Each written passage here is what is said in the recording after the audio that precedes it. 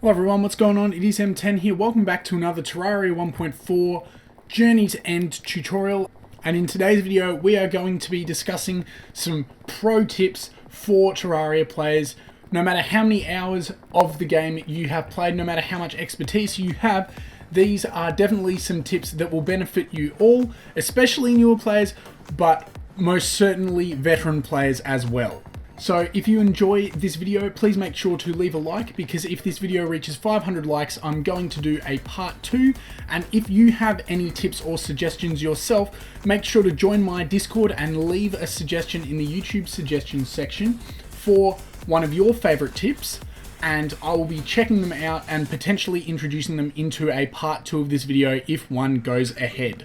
So we're going to have a total of 9 tips in this video, in no particular order, so let's get started. Okay, so many of you are probably still trying to figure out how pylons are working with NPC happiness and all that stuff, but here's a pro tip for you all. If you need a pylon in a specific biome, all you're going to need for this is to have 2 houses set up, one for the nurse and one for the arms dealer, and they have to be right next to each other, the houses. And this will work in any biome, because if you can get those 2 NPCs next to each other, no matter what biome they are in, the NPCs, or specifically the arms dealer, will be happy enough to produce or to sell a pylon. Now, you have to make sure that the NPCs are within close proximity to each other, and sometimes it may not work if there is another NPC there closer to the arms dealer than the nurse. So keep that in mind, but this does work in every single biome. So it's a fantastic way. Once you get both of these NPCs, you can just go in between all the different biomes. Just to clarify, once you have bought the pylon from the arms dealer, you can then put in 2 other NPCs that will be less happy in that biome and just move the nurse and arms dealer into another biome and get the pylon for that one. And that way you're not fiddling around trying to make all the NPCs super happy or anything like that all the time. Okay, now we move on to the one-sided wall, which is a fantastic tip for early game players to block off creatures from entering near their base from, say, the Crimson biome or the Desert biome, or if you just want to have a one-sided wall for some other purpose. As you can see here, enemies from or players from one side of the wall can only pass through on the side where the platforms have been hammered into stairs. So if you want to protect yourself and other players, you can set up a one-sided wall like this, walk through, and then if you want to walk back onto the other side, you can set up an area above with a tall gate, and that way the player can walk through, but enemies can't get through very easily.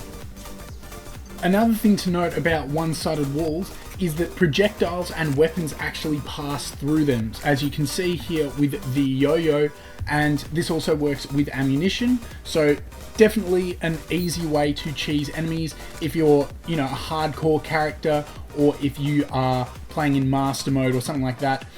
And the thing is, these are really easy to set up. You can do this pretty much immediately from starting. All you're going to need is a block, some platforms, and a hammer. So I'm going to showcase how they work here.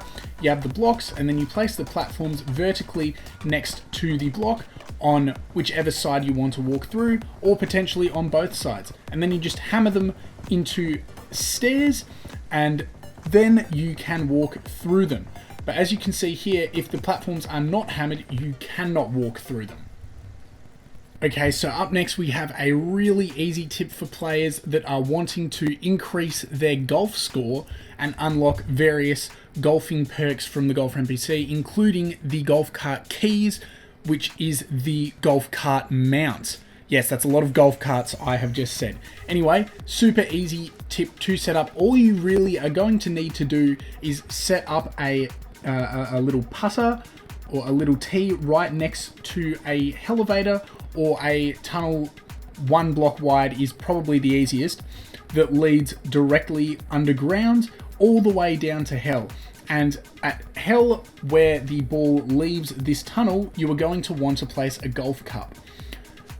Because of the large distance between the tee and the golf cup, the player's golf score increases dramatically, and this is a super fast way to increase your golf score if you are looking to get the golf cart mount. So just keep this tip in mind for players looking to do that. I have a full video going into this with a little bit more of an explanation for those of you that are interested, and I will leave that in the description. From only 2 hits, I was able to achieve a golf score of 1,000 and unlock the bronze golf trophy and golf chests, as well as various other rewards. So definitely something I would recommend.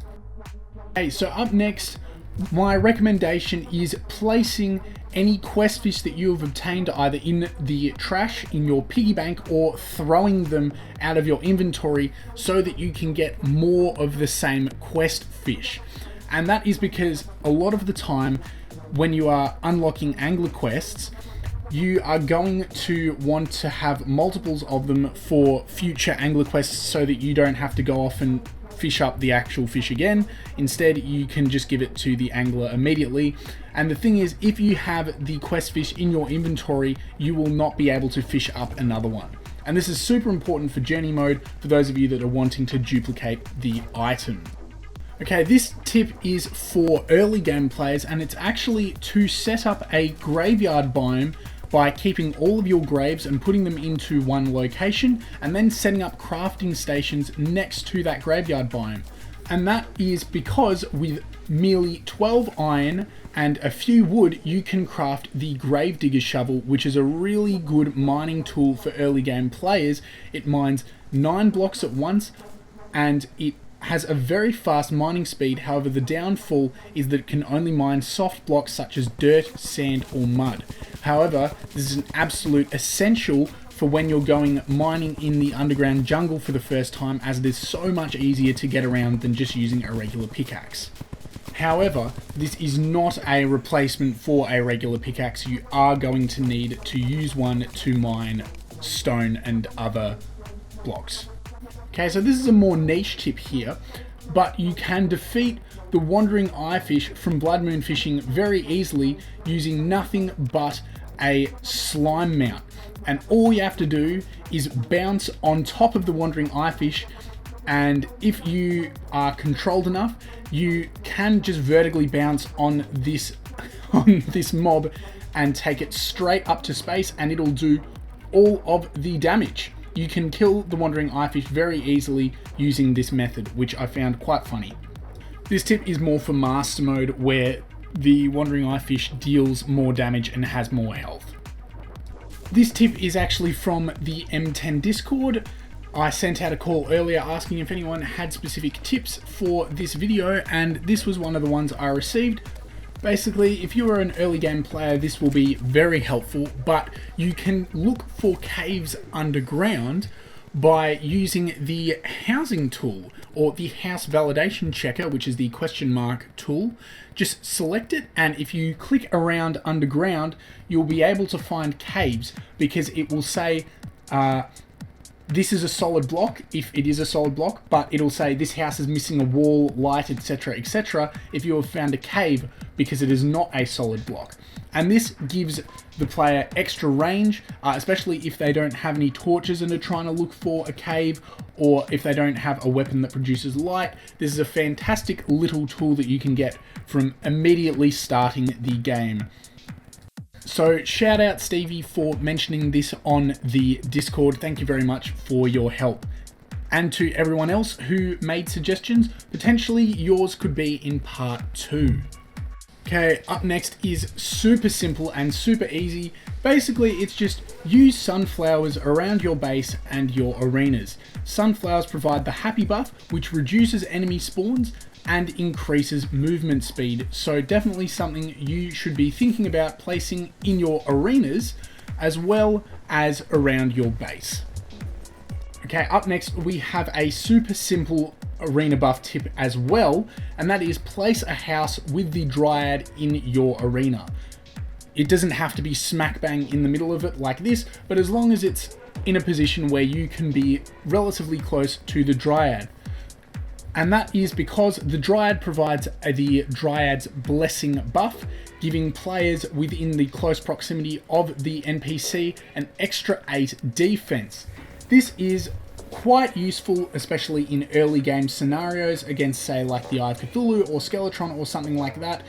And if you're worried about, you know, the maneuverability of your character being blocked by having a base within your arena, well, something you can do that is pretty simple and easy is use the one-way walls that was mentioned earlier to allow your player and mount to go through quite easily. Or you can just put the house underground, but that does limit the area of effect of this buff. If you are worried about the Dryad dying to bosses all the time, well, you can of course put the nurse NPC next to it, which will heal up the Dryad at the same time. Thank you very much for watching this video, everyone. I hope you have enjoyed. If you have, please make sure to leave a like if you want to see part 2, and leave a comment if you've made it to the end of this video, commenting treasure bag down below so that I know you've made it to the end of the video, and I will be responding to comments. Anyway, if you do want to see part 2, like I said, smash that like. Massive thank you to everyone who participated on the Discord, and if you want to participate in providing tips in the future for future videos, make sure to join the Discord and type out your suggestions in the YouTube suggestions channel. If you enjoyed this video and you want to see more in a super easy and free way that supports the channel, make sure to smash that subscribe button. My goal is to reach 100,000 subscribers before the end of the year. That would be absolutely fantastic if we could do that. Anyway, that's all I have to say for now. I hope you enjoyed watching, and I will see you all next time. Goodbye, everyone.